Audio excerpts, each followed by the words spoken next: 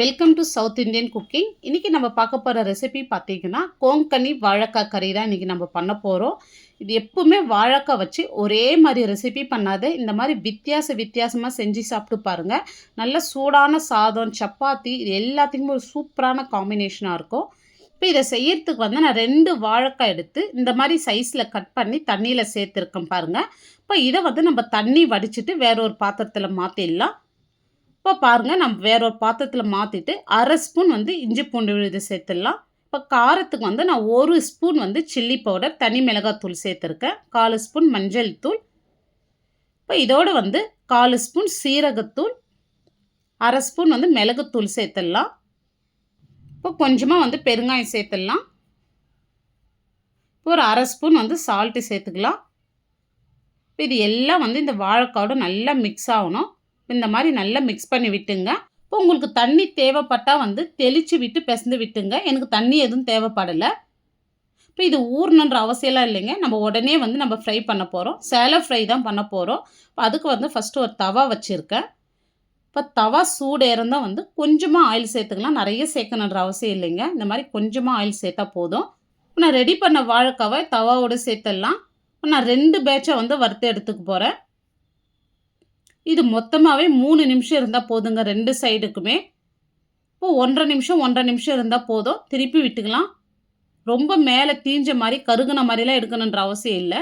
ஏன்னா நம்ம அடுத்து இது குழம்புல தான் சேர்க்க போகிறோம். இப்போ இதை ஃப்ரை பண்ணி எடுக்கிறதுக்கே எனக்கு மொத்தமாகவே 3 நிமிஷம் ஆச்சுங்க. இப்போ இதை வந்து நம்ம எடுத்துடலாம். இப்போ இதே மாதிரி வந்து நான் இன்னொரு பேட்சும் பொரிச்சிட்டு காமிக்கிறேன்.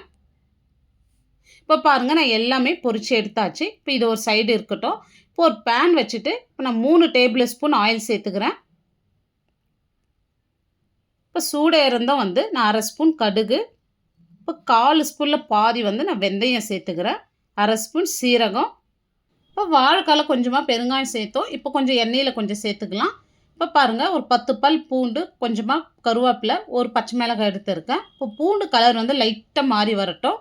இப்போ நான் ஒரு 100 கிராம் சின்ன வெங்காயம் எடுத்துருக்கேன். ரஃப்பாக கட் பண்ணி வச்சுருக்கேன். இப்போ பெரிய வெங்காயம் வந்து பாதி அளவு எடுத்து பொடியாக கட் பண்ணி வச்சுருக்கேன். அதையும் சேர்த்துடலாம்.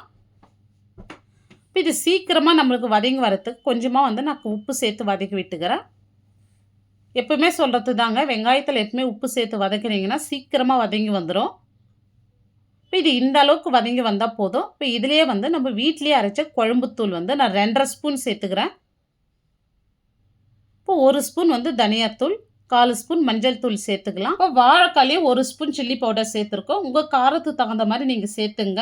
சில்லி பவுடர் வந்து இப்போ பெரிய சைஸ் தக்காளியாக 2 எடுத்து கட் பண்ணி வச்சுருக்கேன். இப்போ இது கூடவே நல்லா பொடியாக நறுக்குன கொத்தமல்லி சேர்த்துட்டு நல்லா வதக்கி விட்டுக்கலாம். இப்போ வாழைக்கால உப்பு சேர்த்துருக்கோம். வெங்காயம் வதங்கிறதுக்கு கொஞ்சமாக உப்பு சேர்த்துருக்கோம். இப்போ மொத்தமாகவே குழம்புக்கு தேவையான அளவு உப்பு சேர்த்துடலாம். இந்த இடத்துல பார்த்து சேர்த்துங்க. இப்போ அடி பிடிக்கிற மாதிரி இருக்கும். கொஞ்சமாக வந்து தண்ணி சேர்த்துக்கலாம். அதில் இப்போ தண்ணி சேர்த்துட்டு நல்லா கலந்து விட்டு மூடி போட்டு விடுங்க. தக்காளி நல்லா சாஃப்டாக வதங்கி வரும். இப்போ அதுக்குள்ளேயே ஒரு பேஸ்ட் ரெடி பண்ணிடலாம். இப்போ ஒரு மிக்ஸி ஜாரில் 1/4 மூடி தேங்காய் சேர்த்துக்கலாம். இப்போ ஒரு 10 முந்திரி பருப்பு, உடச்ச முந்திரி பருப்பு எடுத்துருக்கேன். இப்போ இதையும் சேர்த்துடலாம். இப்போ இது வந்து ஆப்ஷனல் தான், வேணான்றவங்க ஸ்கிப் பண்ணிடலாம். இப்போ இது கூடவே 1/2 ஸ்பூன் சோம்பு சேர்த்துடலாம். இப்போ இதை சேர்த்துட்டு கொஞ்சமாக தண்ணி சேர்த்து நல்லா நைஸாக அரைச்சி எடுத்துக்கலாம். இப்போ பாருங்கள், தக்காளி நல்லா சாஃப்டாக வதங்கி வந்திருக்கு. ஒரு சின்ன லெமன் சைஸ் புளி எடுத்து கரைச்சி புளி தண்ணி எடுத்து வச்சுருக்கேன் பாருங்கள். இப்போ இந்த புளி தண்ணி வந்து இந்த மசாலாலே சேர்த்துடலாம். இப்போ இதை சேர்த்துட்டு வந்து ஒரு 2லேருந்து 3 நிமிஷத்துக்கு வந்து இது நல்லா கொதிக்கிட்டோம். இந்த பச்சை வாசனைலாம் போட்டோங்க. இப்போ பாருங்கள், ஒரு 2லேருந்து 3 நிமிஷம் நல்லா கொதித்து எண்ணெய் பிரிஞ்சு வந்திருக்கு.